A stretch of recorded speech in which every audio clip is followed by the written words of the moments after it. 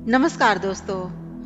हनुमान जी की माता का नाम अंजनी था, लेकिन बहुत कम लोग जानते हैं कि अंजनी इंद्र के दरबार में अप्सरा थीं।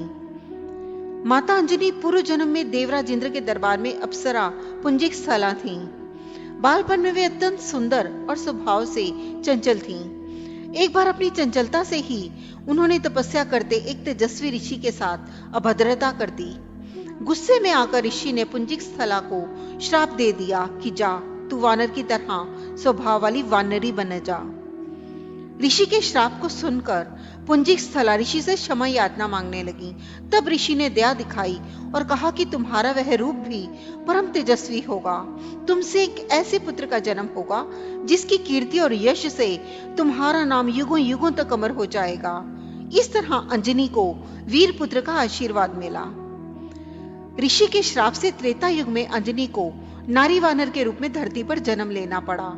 इंद्र की हजारों सुंदर अप्सराओं में से एक थी अंजनी, यानी अप्सरा पुंजिक स्थला। इंद्र ने जब उन्हें मनचाहा वरदान मांगने को कहा, तब उन्होंने हिचकिचाते हुए उनसे कहा कि उन पर एक तपस्वी साधु का श्राप है, अगर हो सके तो उन्हें उससे मुक्ति दिलवा दें। इंद्र ने कहा कि वह उस श्राप के बारे में बताएं। क्या पता वह उस श्राप से उन्हें मुक्ति दिलवा दें। तब पुंजिक स्थला ने बताया कि शोरावस्था में जब मैं खेल रही थी तो मैंने एक वानर को तपस्या करते देखा। मेरे लिए यह एक बड़े आश्चर्य वाली घटना थी, इसलिए मैंने उस तपस्वी वानर पर फल फेंकने शुरू कर दिए। बस यही मेरी गलती थी, क्योंकि वह कोई आम वानर नहीं बल्कि एक तपस्वी साधु थे। मैंने उनकी तपस्या भंग कर दी और क्रोधित होकर उन्होंने मुझे श्राप दे दिया कि जब भी मुझे किसी से प्रेम होगा तो मैं वानर बन जाऊंगी। मेरे बहुत गिड़गिड़ाने और माफी मांगने पर उस साधु ने कहा कि मेरा चेहरा वानर होने के बावजूद उस व्यक्ति का प्रेम मेरी तरफ कम नहीं होगा। अपनी कहानी सुनाने के बाद पुंजिक स्थला ने कहा कि अगर इंद्रदेव उन्हें श्राप से मुक्ति दिलवा सकें तो वह उनकी बहुत आभारी होंगी। इंद्रदेव ने उन्हें कहा कि इस श्राप से मुक्ति पाने के लिए धरती पर जाकर वास करना होगा, जहां वे अपने पति से मिलेंगी। शिव के अवतार को जन्म देने के बाद अंजनी को इस श्राप से मुक्ति मिल जाएगी। इंद्र की बात मानकर पुंजिक स्थला अंजनी के रूप में धरती पर चली आई। उस श्राप का प्रभाव शिव के अंश को जन्म देने के बाद ही समाप्त होना था। वह एक शिकारन के तौर पर जीवन यापन करने लगी। जंगल में उन्होंने एक बड़े बलशाली युवक को शेर से लड़ते देखा और उसके प्रति आकर्षित होने लगी। जैसे ही उस व्यक्ति की नजरें अंजनी पर पड़ी, अंजनी का चेहरा वानर जैसा हो गया। अंजनी जोर जोर से रोने लगी। जब वह युवक उनके पास आया और उनकी पीड़ा का कारण पूछा, तो अंजनी ने अपना चेहरा छिपाते हुए उसे बताया कि वह बदसूरत हो गई हैं। अंजनी ने उस बलशाली युवक को दूर से देखा था, लेकिन जब उसने उस व्यक्ति को अपने समीप देखा तो पाया कि उसका चेहरा भी वानर जैसा था। अपना परिचय बताते हुए उस व्यक्ति ने कहा कि वह कोई और नहीं, वानर राज केसरी हैं, जो जब चाहे इंसानी रूप में आ सकते हैं। अंजनी का वानर जैसा चेहरा उन दोनों को प्रेम करने से नहीं रोक सका और जंगल में केसरी और अंजना ने विवाह कर लिया। केसरी और अंजना ने विवाह कर लिया, पर संतान सुख से वंचित थे। अंजना अपनी इस पीड़ा को लेकर मतंग ऋषि के पास गई। तब मतंग ऋषि ने उनसे कहा, पंपा सरोवर के पूर्व में नरसिंह आश्रम है, उसके दक्षिण दिशा में नारायण पर्वत पर स्वामी तीर्थ है। वहां जाकर उसमें स्नान करके 12 वर्ष तक तप एवं उपवास करने पर तुम्हें पुत्र सुख की प्राप्ति होगी। अंजना ने मतंग ऋषि एवं अपने पति केसरी से आज्ञा लेकर तप किया था। 12 वर्ष तक केवल वायु पर ही जीवित रही। एक बार अंजना ने शुचि स्नान करके सुंदर वस्त्राभूषण धारण किए।